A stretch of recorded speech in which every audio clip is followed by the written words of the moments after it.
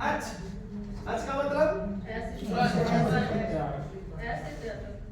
हाँ मतलब स्वर हाँ वो व्याकरण की भाषा में बोलूंगा। अच है दूसरे हल व्यंजन है। अब अच में कौन कौन से अच है, कौन बता सकता है अच?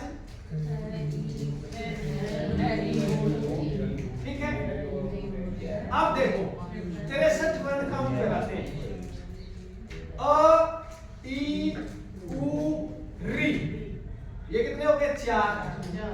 ये 4 वर्ण तो 3 प्रकार के हैं उच्चारण काल की दृष्टि से। ह्रस्व दीर्घ प्लुत 4 दिया 12 हो गए।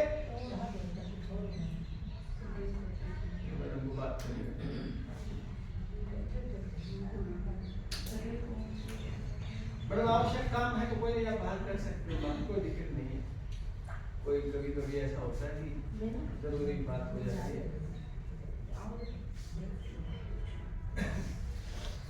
4 वर्ण है अ ई उ और री, ये तो ह्रस्व दीर्घ प्लुत 12। लृ वर्ण है उसका दीर्घ नहीं होता, उसका ह्रस्व और सीधा प्लुत होता है। तो कितने हो गए इसके? 2 ये हो गए 14 हो गए। अब बच गया ए आई ओ औ, 4 ये हो गए।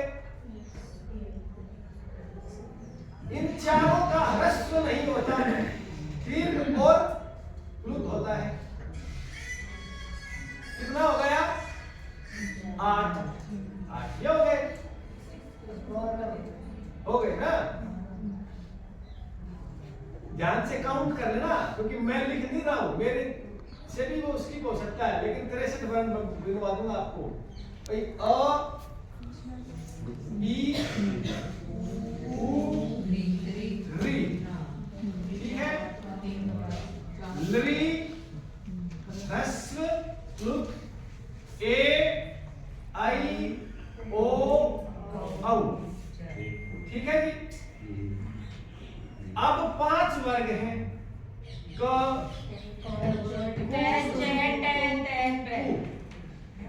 वर्ग हो गए 25 हो गए।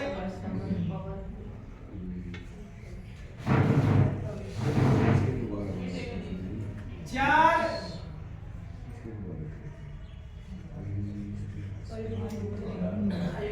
अयोगवा 8 है, अयोगवा 8 है। उन 8 में 4 तो हैं, एक जीवा मूलीय, मैं लिख नहीं रहा, बोल रहा हूँ वो तो बस खा ले मैं आधे घंटा तो लीजिए शुरू किया मैंने, तो मैं इसको बोल जाता हूँ। हाँ बीच में बस डिस्टर्ब करो तो वो टाइम काउंट कर दो। खाने वाले टाइम दे रखा 12:30 का। नहीं एक मिनट छोटा विसर्जनीय विसर्ग, और चौथा है अनुस्वार। ये हिंदी अनुस्वार 4 हो गए। दूसरे 4 हैं, वो है ह्रस्व गुम, वेद में बोलते हैं ना, हरि ओम गणानान्त्वा गणपतिर्गुं भवामहे प्रियानान्त्वा। ये जो गुं की आवाज है ह्रस्व गुं, ये एक दीर्घ गुं है, ये ठीक है। ह्रस्व गुं, दीर्घ गुं, अनुनासिक, अनुनासिक चिन्ह ये, और एक लो जो ऐसे बनाते हैं मूर्खा, इसको लो बोलते हैं। अग्नि मीले पुरोहितम यज्ञस्य देवं विद्विजं होतारं रत्नधातमं। पहला ही मंत्र है ऋग्वेद का, है ना? पहला मंत्र है। अच्छा इन 4 को यम अक्षर भी बोलते हैं, यम, इनकी संख्या यम रखी हुई आचार्य ने। 4 ये 4 वो, इन 8 को अयोगवा बोलते हैं, ठीक है। अंतस्थः, अंतस्थ में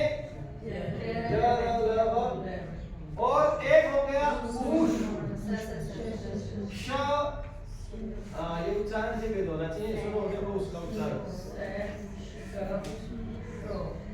जब तालव्य शकार बोलेंगे तो श जैसे आवाज श, शब्दम। और दंत्य सकार बोलेंगे तो स, सड़क। और वो दंत्य सकार वो बोलता नहीं हमसे।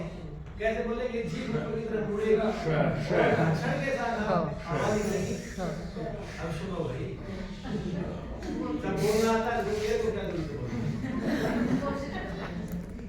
उसका उच्चारण है श,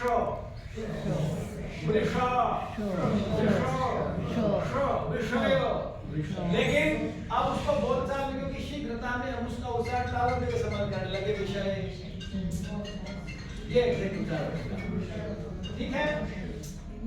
कितने हो गए? मैं काउंट करियो, हो गए ना? अब तो 64 तो बात बता रखी कहीं कहीं पर, वहां पाणिनि महाराज ने बड़ा स्पष्ट लिखा हुआ है, क्योंकि तो आचार्य लोग थे, ऋषि लोग थे, नहीं बोलते कभी। ये कृतज्ञ नहीं होते, ये हमेशा कृतज्ञता ज्ञापित करते हैं किसी आचार्य के, अपने पूर्ववर्ती। तो पाणिनि महाराज ने वहां लिखा कि एके आचार्याणाम मते, कुछ आचार्यों के मत में 64 भी है। कैसे है वो? ये जो री का हमने दो भेद बनाए थे, ह्रस्व और प्लुत। कुछ आचार्य इसको दीर्घ भी मानते हैं, 64 होते हैं, ठीक है? लेकिन पाणिनि महाराज उसमें दीर्घ नहीं मानते। वो कहते हैं कि ह्रस्व और प्लुत ही आदेश होगा जब भी होगा। वेदों में बोलते हैं वेद में री का दीर्घ में भी वर्ण होता है। हाँ, तो वो तो क्या आचार्यों ने किसी किसी आचार्य ने उसको दीर्घ भी माना है, और ऐसा प्रयोग कहीं मिला होगा, या वेद में भी है कहीं कहीं पर। जब उन्होंने पदच्छेद किया होगा तो आचार्य ने वहां दीर्घ करके आदेश किया है या व्याख्यान किया है, तो कहीं कहीं पर 64। लेकिन अधिकतर जो मान्य मत है वो 63 का ही है। पर ये पाणिनि का लिखित लिपि रूप से कोई लेना देना नहीं। कभी कोई ये सोच रहा हो कि वर्ण तो ध्वनि और अक्षर वाला जो लिखा जा रहा हो, नो। भाषा का लिपि और लिखित रूप से कोई संबंध नहीं है। लिखित रूप लिपि जो चलाई है ये तो बहुत बाद में आई है, घड़ी पुरानी थोड़ी लिपि। और लिखित रूप में भाषा का महत्व है भी नहीं, क्योंकि जब लिखित चिन्ह नहीं थे तब भी तो व्यवहार हो रहा था ना भाषा में। तो भाषा का महत्व उसके उच्चारण में, उसके लिपि में है ही नहीं। लिपि तो चिन्ह है। आज तुम ऐसे बना रहे हो, तड़का कोई नहीं बना जा रहा है, उसका क्या लेना देना है? मुंह से बोल क्या रहे हो? ध्वनि। इसलिए भाषा में ध्वनि ही मुख्य तत्व है। लिपि उसका चिन्ह है दर्शाने के लिए। अब क्या है? अक्षर क्या है, समझो इसको। अक्षर को दो तरीके से खोला महाराज पाणिनि ने, क्योंकि उसके लक्षण पर उसका स्वरूप बता रखा है। क्या स्वरूप है? पहला तो ये कह दिया कि न क्षरति इति अक्षरम, जिसका क्षरण नहीं होता, नष्ट नहीं होता, न विनश्यति, ठीक है? दूसरा स्वरूप और बताया लक्षण उसका, वो बड़ा महत्वपूर्ण है। अब वही उसका जो स्वरूप है ना, वही अश्नोतेर्वा, ये लक्षण है उसका, सरोक्षरम। अश्नोते ये अशुन धातु में है, तिप प्रत्यय करके बना हुआ है। धातु है अशुन, ठीक है? और अशुन का न अनुबंध लोप होकर के ये बचेगा अश। ये धातु अश किस अर्थ वाली? व्याप्ति अर्थ वाली। इसको ध्यान से समझना, ये बच्चों को बताओगे तो बड़ा अच्छा लगेगा, बच्चे को इंटरेस्ट आएगा, उसको बुद्धि में बैठ जाएगा। अश व्याप्ति अर्थ वाली, व्याप्त अर्थ में, कि व्यापक अर्थ में अश धातु है संस्कृत की। इस अश धातु से प्रत्यय किया है, ये प्रत्यय है प्रत्यय शरण। और ये पाणिनि महाराज के सूत्र से, अष्टाध्यायी के सूत्र से नहीं रहे, ये एक उणादि कोष बनाया महर्षि पाणिनि ने।